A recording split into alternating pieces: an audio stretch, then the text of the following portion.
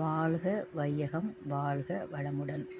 அனைவருக்கும் வணக்கம். இந்த வீடியோ பார்க்குற எல்லாருக்கும் என்னோட மனமார்ந்த நன்றியும் வணக்கமும். வீடியோக்குள்ளே போகிறதுக்கு முன்னாடி நம்மளோட வீடியோ பதிவுகளை முதல் முறையாக பார்க்குறதா இருந்தால் கண்டிப்பாக சப்ஸ்கிரைப் பண்ணிக்கோங்க. நான் போடுகிற எல்லா வீடியோவுமே முக்கியமான எளிய மந்திரங்களை தான் நான் அப்லோட் பண்ணிகிட்ருக்கேன். அது ஒவ்வொரு வீடியோவும் கண்டிப்பாக நீங்கள் பார்த்து பலனடை வேணும்னு நான் முருகனருளால் வேண்டிக்கிறேன். இன்றைக்கி இந்த வீடியோ பதிவில் ஆடி மாதத்தில் வரக்கூடிய இந்த கடைசி வெள்ளியில் எந்த பாடல்களை, அதாவது அபிராமி அந்தாதியில் வரக்கூடிய எந்தெந்த பாடல்களை முக்கியமாக நீங்கள் பாராயணம் பண்ணுங்கன்னு நான் சொல்ல போகிறேன்.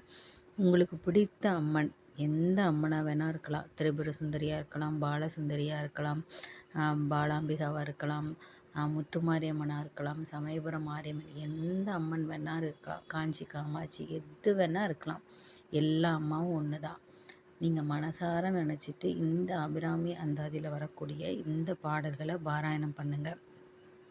அதுவும் முடியலை அப்படின்னா கடைசியாக நூல் பயன், அபிராமி அந்தாதியில் வரக்கூடிய நூல் பயனை எத்தனை முறை முடியுமோ அத்தனை முறை நீங்கள் கண்டிப்பாக பாராயணம் பண்ணுங்கள். உங்களோட வேண்டுதல் எதுவாக இருந்தாலும் கண்டிப்பாக அம்பாள் நிறைவேற்றுவாங்க. மனசார மனமுருகி நம்ம அம்மாக்கிட்ட எப்படி கண்ணீர் மல்க மன்னிப்பு கேட்டு அன்பாக நம்ம கேட்போமோ அதுபோல் நீங்கள் கேளுங்க, கண்டிப்பாக அம்மா கொடுப்பாங்க. முதல்ல அபிராமி அந்தாதியில் வரக்கூடிய 28வது பாடல்.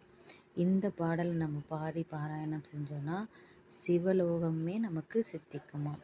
அடுத்த வரக்கூடிய பாடல் 40 புண்ணியம். நம்ம அபிராமி அன்னையால் தொழுவதால் நமக்கு என்னென்ன புண்ணியம் கிடைக்கும் அப்படின்னு இந்த பாடலில் சொல்லியிருக்கிறாரு அபிராமி பட்டர். அடுத்தது 54வது பாடல். இது மிகவும் முக்கியமான பாடல். இந்த பாடல் நம்ம பாராயணம் பண்ணோன்னா நமக்கு எப்பேற்பட்ட கடனாக இருந்தாலும் அது நம்மை விட்டு நீங்கிவிடும். யார் தயவும் நமக்கு தேவையில்லை, அம்பாலோட துணை மட்டும் இருந்தாலுமே நமக்கு போதும்.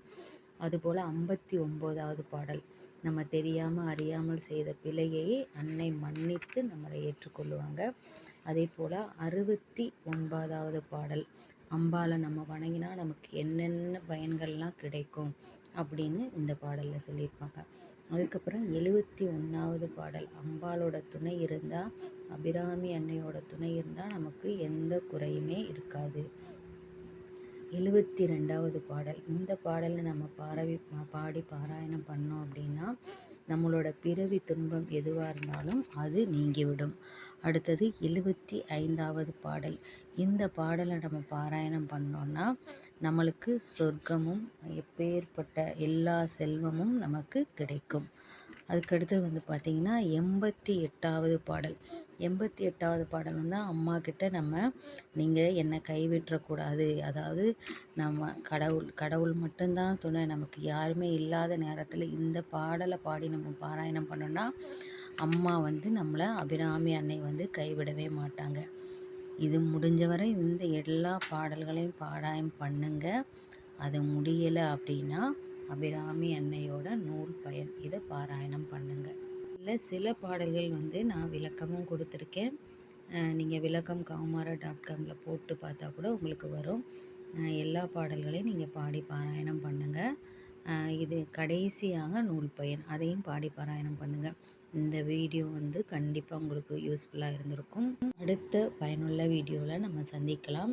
இந்த வீடியோ கண்டிப்பாக பிடிச்சிருந்துன்னா லைக் பண்ணுங்கள். கமெண்ட்டில் அபிராமி அந்தாதி அப்படின்னு டைப் பண்ணுங்கள். கண்டிப்பாக இந்த பாடல்களை பாராயணம் செய்ய மறக்காதீங்க.